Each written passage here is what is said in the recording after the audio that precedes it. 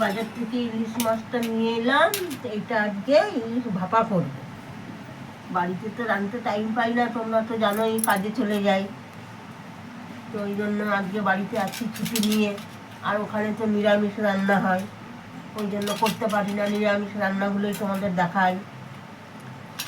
ওই জন্য আজকে বাড়িতে তার জন্য দেখো কাঁচা লঙ্কা আর সর্ষে বেটে রেখেছি, এটা দিয়ে দিলাম।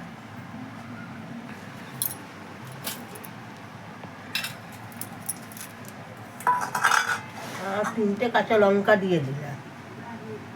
আর হলুদ দিয়ে দিলাম 1 চামচ।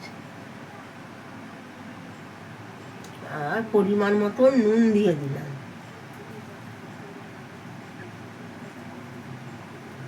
আর এবারে সর্ষের তেল।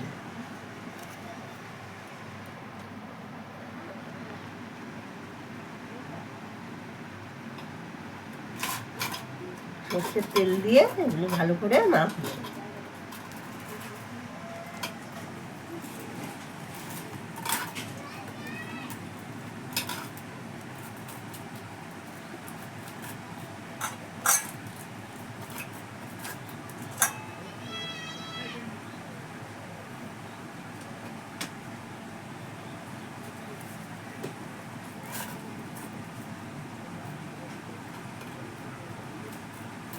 এই যে দেখুন সর্ষের তেল দিয়ে ভালো করে মেখেছি।